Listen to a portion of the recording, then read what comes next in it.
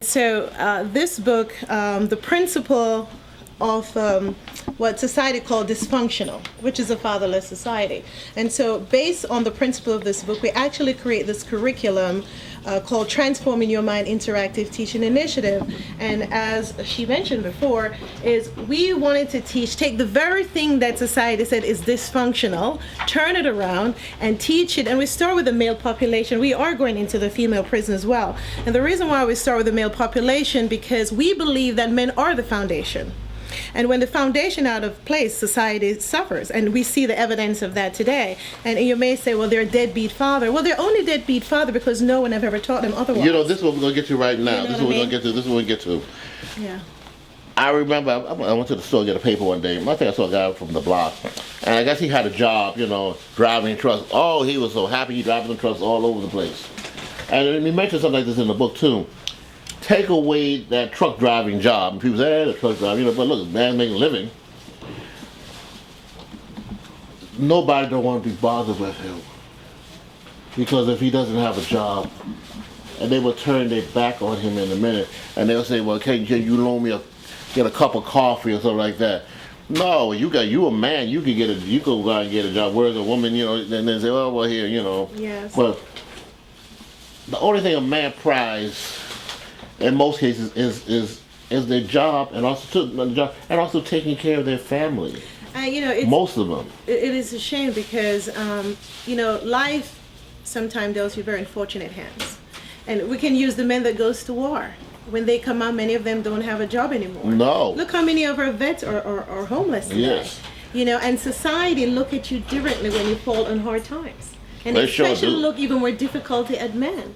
And even us women, instead of help lift them up, we too look down on them. Mm-hmm. And that's because society has stigmatized it and make us feel like you're not worthy if you don't have a job. Well, that's not the case, you know, and we women also need to transform our mind. Mm-hmm. So, you know, not only do the men need to transform their mind and how they think and how they practice and how they behave, but we too, as women, need to do that, because what we have done is we have totally stepped in and taken the role of the men in our home. Also, too, you know, we were talking on the previous show. We were talking about the, you know, they have. Well, we're on YouTube. We can do what we want to do here. Wonder Bread. The workers in Jamaica, Queens, they're losing their jobs come January. That's not too far. That's not too long. They got Thanksgiving, they got Christmas, and then, you know, as they would say in the movies, the end. It's a very difficult time. And they may work many years, and what does a man? How can a man explain to his family, you know? Well, look, it's not there. It's really hard, and it's usually that time when things get the most challenging in a family, when the person's bringing the income in no longer bring it in. But this is a time where family has to, you know, what they call huddle. And try to be creative and think of different way in which how you're going to make it. But you know, I just want to say that the role of men in this society is so important, and the reason why we're having so many crises within our family and in our community and the breakdown of the family is because, again, as relevant as women are and as important as our position is in the family, when the man is absent, this is what we create: a society that is totally broken, a society that is totally in disarray. And if all we do, and I'm all about women, I'm all about the advancements of women. Obviously, I'm a woman myself, but I understand, you know, as a divorced mother of two children, thank God that they're doing very well. Even after my divorce, I needed to have the male member of my family, whether it's my father or my brother, to step in. Because no matter how intellectual I am, which I am, no matter how successful I am, I cannot raise a male child by myself. I just don't have what it takes and what they need. And so it is important, and we need to bring the importance of father back. Society today tells us that men are not important, not even just men, that the belief is not even there anymore. You know, and we looked at young men in prison from, how old, Carol, maybe 15 to 40 years old, who are still suffering because of the absence of fathers in their home. It's amazing of the effect, and we underestimate this. In your book, you mentioned there's 3 parts that go Part one is the problem, the attack, and the solution. Part two is the fatherless society, the root of our problems. Right. Also, too, we talk about your organization, the Lighthouse Covenant International. Is this a religious group?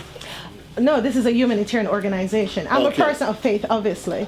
No, this is not a religious group. This is not a Christian organization. We are humanitarian. We believe and deal with human being an issue of humanity. That's what we do, and that's across the board. The churches in Philadelphia, have they have some of them embraced with you on this? Because you mentioned it in the book. You said that the biggest one, the biggest church in town, whatever, they don't want to embrace. They don't think it's a problem.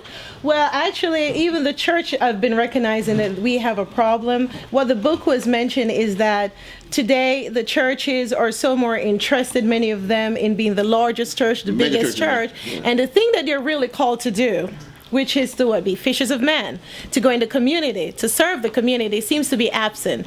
Now the church recognize that, they have to take an active part in this transformation, because most of our people, where do they go on Sundays? In the church.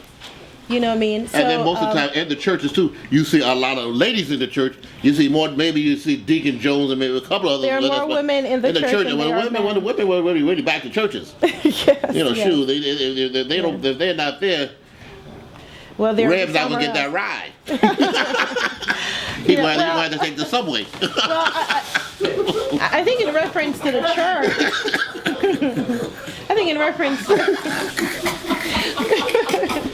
he's funny. Well, he's not.